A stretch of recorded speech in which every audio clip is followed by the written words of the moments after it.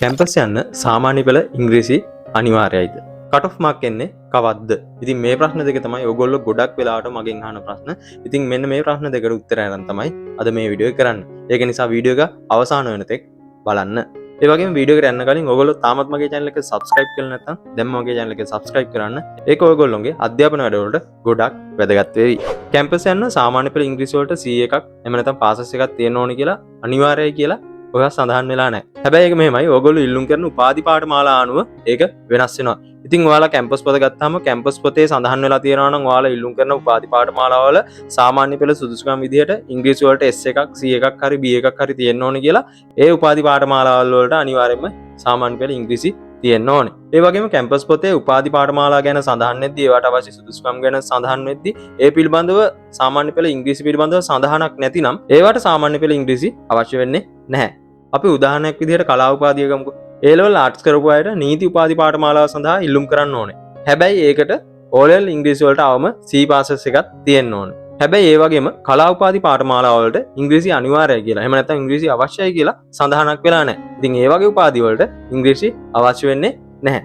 හැබැයි කැම්පස් යන්න ඉංග්‍රීසි අවශ්‍ය වෙන්නේ නැහැ කියවට සමහර උපාධි පාඨමාලා වලට ඒ උපාධි පාඨමාලාව ප්‍රධාන වශයෙන් කොටස් දෙකකට බෙදෙනවා. ඒවා විශ්වවිද්‍යාල ගියපුවාම ඒක සාමාන්‍ය උපාධිය සහ විශේෂවේදී උපාධි විදිහට. ඉතින් මේ සාමාන්‍ය උපාධියෙන් වා විශේෂවේදී උපාධියක් හදාරන්න අවශ්‍ය නම් ඒ ගොඩක් විශේෂවේදී උපාධි ගොඩක් දුරට තියෙන්නේ ඉංග්‍රීසි වලින්. එතකොට ඔයාට සාමාන්‍ය පෙළ ඉංග්‍රීසි වලට මෙන්න මේ විශේෂවේදී උපාධියක් කරන්න C passes එකක් අනිවාර්යයි. සමහර විශේෂවේදී උපාධි සිංහල වලින් යනවා. ඉතින් ඒ වගේ ඔයාට ඉංග්‍රීසි අවශ්‍ය වෙන්නේ නැහැ. හැබැයි ඉංග්‍රීසි භාෂාවෙන් යන විශේෂවේදී උපාධි වලට ඔයාට අනිවාර්යයෙන්ම සාමාන්‍ය පෙළ ඉංග්‍රීසි වලට අවම C passes එකක් අවශ්‍ය වෙනවා.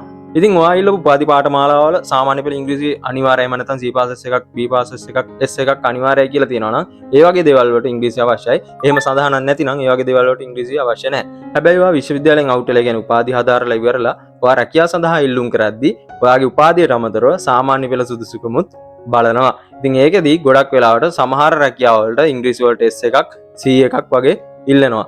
ඒක නිසා ඔයා සාමාන්‍ය පෙළ ඉංග්‍රීසි නැත්නම් ඒ දේවල් හදාගන්න. ඊළඟට ගොඩක් අය මගෙන් අහන දෙයක් තමයි කට් ඔෆ් මාක් එන්නේ කවද්ද කියන එක. ඉතින් ඔයාට විශ්වවිද්‍යාලය අයදුම් කරන්න තියෙන අවස්ථාව මේ මැයි මාසේ 30 වෙනිදාන් අවසන් වෙනවානේ. ඊට පස්සේ කාලය තුල ඔයා බලන් ඉන්නේ කට් ඔෆ් මාක් එයිද කියන එක.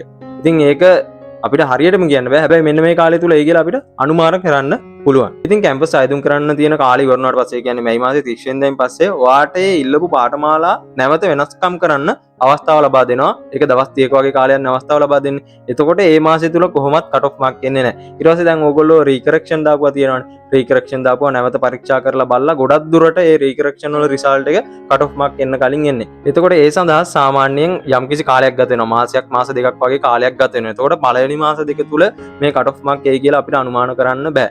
ඒ වගේම ඔයා විශ්වවිද්‍යාලයේ ඉල්ලුම් කරාට පස්සේ ඇප්ලිකේෂන් පරීක්ෂා කරලා බලලා ඔයාගේ ඉස්සෙඩ් එකට ගැලපෙන පාඨමාලාව එහෙම නැත්නම් උපාධි පාඨමාලාව මොනවද ඔයාට යන්න පුළුවන් විශ්වවිද්‍යාල මොනවද කියලා UGC එකෙන් පරීක්ෂා කරලා ඒ දේවල් සිලෙක්ට් කරන්න ඕනේ. එතකොට ඒකටත් යම්කිසි කාලයක් ගත වෙනවා. ඒක නිසා පළවෙනි දින 60 තුල සාමාන්‍යයෙන් කට් ඔෆ් මාක් එන්නේ නැහැ. ඉතින් මේ වැඩ සියල්ලම ඉවර වුණාට පස්සේ තමයි ඔයාගේ කට් ඔෆ් මාක් නිකුත් වෙන්නේ. ඒ කියන්නේ පළවෙනි දින 60 තුල කට් ඔෆ් මාක් නිකුත් නොවුනත් සමහර විට දින 90ත් දින 120ත් අතර කාලය තුල ඔයාගේ කට් ඔෆ් මාක් රිලීස් වෙන්න පුළුවන්. ඒක අනුමානයක් විතරයි. සමහරට ඊට වැඩි කාලයකට යන්න පුළුවන්. සමහරට ඊට අඩු කාලයකට යන්න පුළුවන්. ඒ නිසා කට් ඔෆ් මාක් එයි කියලාම බලන් ඉන්නේ නැතුව ඔයා විශ්වවිද්‍යාලය යන්න අවශ්‍ය අනිත් සුදුසුකම් ටික හදා ගන්න. ඔයාට ඉංග්‍රීසි බැරි නම් සමහර උපාධි පාඨමාලා විශ්වවිද්‍යාල ගියාට පස්සේ ඉංග්‍රීසි භාෂාවෙන් හදාරන්න තියෙන ඒවාත් තියෙනවානේ. ඒක නිසා ඉංග්‍රීසි පාඨමාලාවක් කරන්න මේ කාලය තුල. ඒ වගේම ඔයාට IT පැත්ත බැරි නම් IT පාඨමාලාවක් කරන්න ගොඩක් දුරට විශ්වවිද්‍යාලයේදී මම අර කලින් වීඩියෝ එකක් සඳහන් කරා Word, PowerPoint, Excel වගේ දේවල් අපිට පුළුවන් වෙන්න ඕනේ. ඒ නිසා YouTube එකෙන් බලලා හරි මේ කාලය තුල ඒ දේවල් හදාගන්න. ඉතින් මේ දැනුවත් කිරීම ටික තමයි ඔයගොල්ලොන්ට මේ වීඩියෝ එකේ මට කරන්න අවශ්‍ය වුණේ. මේ වීඩියෝ එක හොඳයි කියලා හිතනවා නම් ඔයගොල්ලෝ තාමත් මගේ channel එක subscribe කරලා නැත්නම් දැන් මගේ channel එක subscribe කරන්න. ඊට අමතරව හැම පාතින් bell icon එක click කරොත් මගේ ඊළඟ වැදගත් වීඩියෝ වල notification එකක් ඔයාගාටම ගෙන්න ගන්න පුළුවන්. ඒ වගේම like කරන්න, comment කරන්න, යාළුවෝ අතරේ share කරන්න.